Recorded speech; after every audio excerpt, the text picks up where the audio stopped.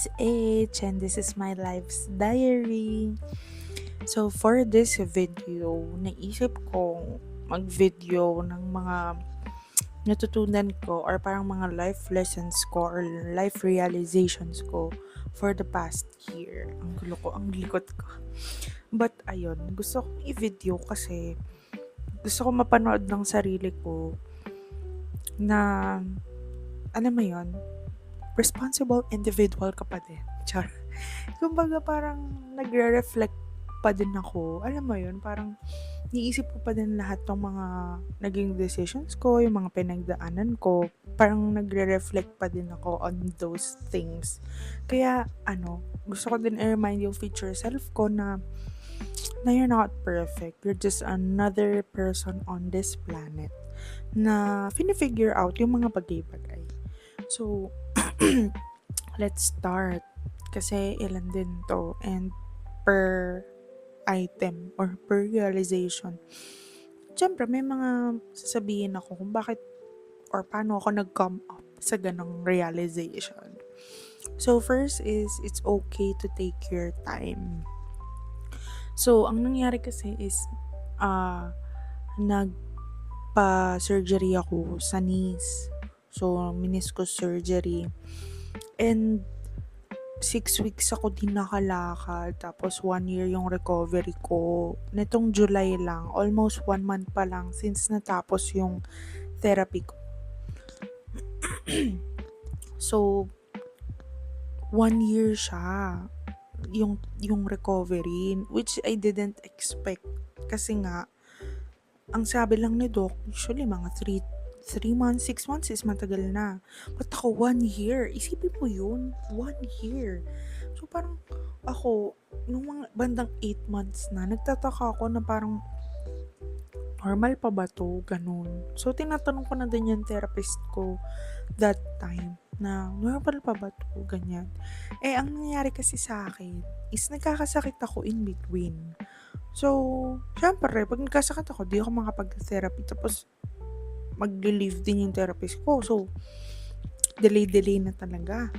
Kaya sabi ko nun, parang, kailan kaya ako matatapos? Ganon. Parang I can't wait to go back to my normal routine. Syempre, lagi kong ino-overthink yun kasi every Monday and Friday yung therapy ko. Tapos every Friday pa, nagkakataon na nahihilo ako. So, parang, ang dami ko nang iniisip, ganun, parang matatapos pa ba ako, chuchu, mga ganyan-ganyang pag-overthink na. Pero,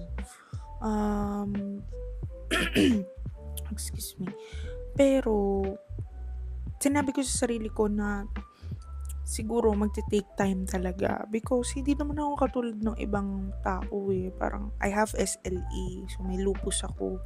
So, yung immune system ko is not as strong as other people.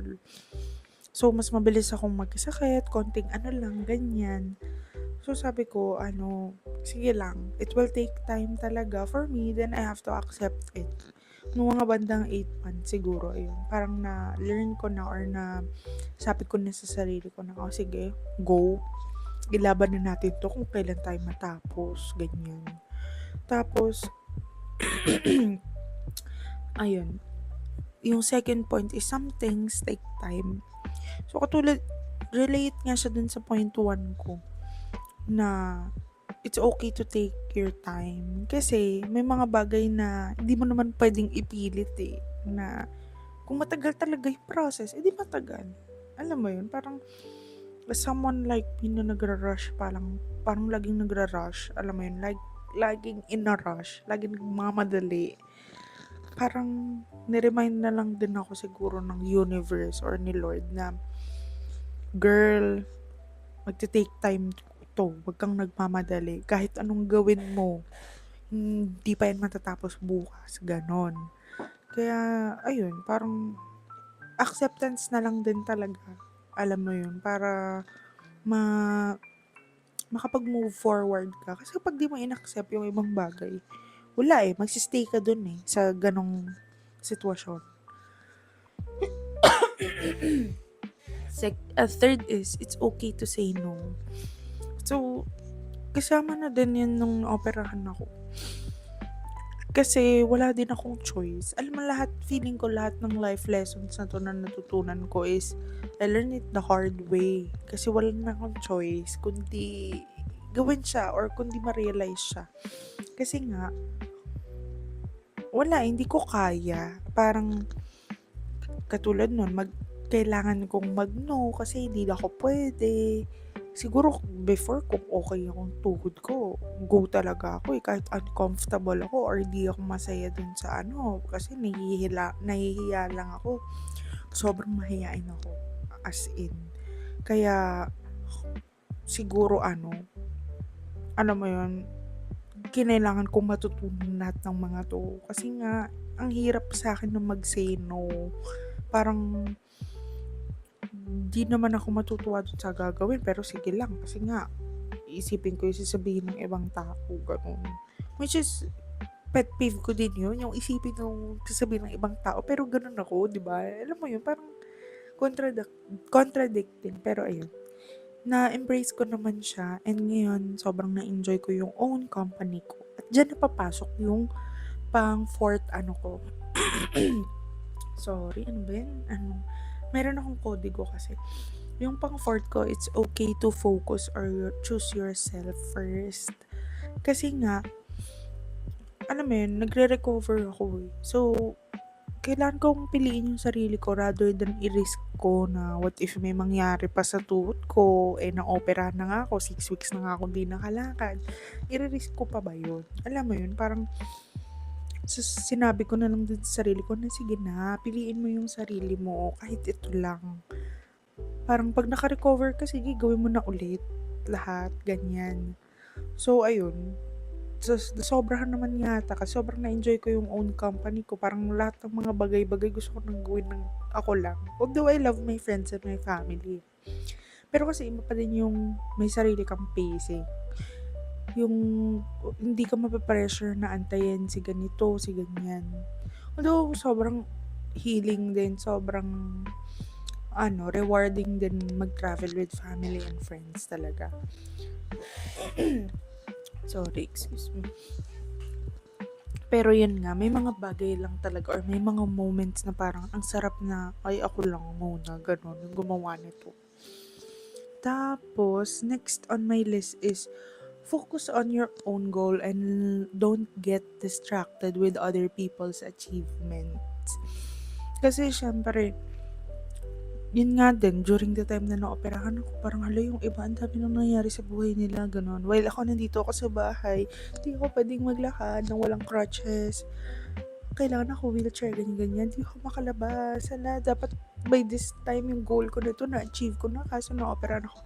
Sobrang dami kong ganyang thoughts. Pero, at the end of the day, na-realize ko na, alam mo yun nga, babalik pa rin tayo dun sa sa life lesson ko na some things take time. So, baka hindi talaga para sa akin that time. Alam mo yun, parang, kaya siguro na-force ako na ma-realize lahat ng mga to. Kasi nga, kailan ko mag-focus sa sarili kong timeline, sa sarili kong goals, para sa mga bagay-bagay na yun. Kasi nga, hindi naman pwedeng sabayan ko lang yung mga tao tapos parang ang dami ko nang nasasagasaan ng mga ibang decisions ko just for me to achieve yung goal na yun kasi sinet ko siya on this dapat. So parang I've learned to be flexible kasi very planner ako, very organized na tao, and pag may nabe-break sa routine na tinatry kong gawin, ayan, nasisira na talaga yung buong routine or parang nasisira na yung focus ko, nawawalan na ako sa focus. So, ayun, parang ngayon, medyo mas flexible na ako na sige lang, kung ano lang yung kaya mo, ito lang muna, ganyan. Which is parang somehow, mas naging light yung pakiramdam ko. Lalo na nung na-realize ko yung mga bagay na to. And lastly is, believe in perfect time. Believer talaga ako niyan. Siguro na-remind lang ako nitong na-surgery nga ako. Na alam mo yun, parang may tamang panahon para sa mga bagay-bagay sa buhay mo. Although, syempre, iniisip natin minsan na, hala, pag di ko pa to ginawa, paano kung magte na ako bukas, 'di ba? Eh, di matetegi ako na di ako masaya, yung mga gano'ng ano. But may mga bagay talaga na parang 'pag hindi mo feel or hindi ka connected dun sa decision na yun, huwag mo nang i-push. Kasi dapat 'pag nag-make ka ng decision, kumbaga palagay ka, okay ka in all aspects. Not just kunwari not just financially, not just mentally, emotionally, everything dapat. Parang at peace ka, at ease ka dun sa gagawin mong decision.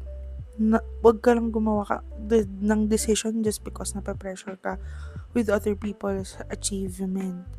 So, parang maniwala ka pa din na if para sa'yo talaga smooth dadating yun, eh. Smooth na mangyayari, smooth mong magagawa, eh.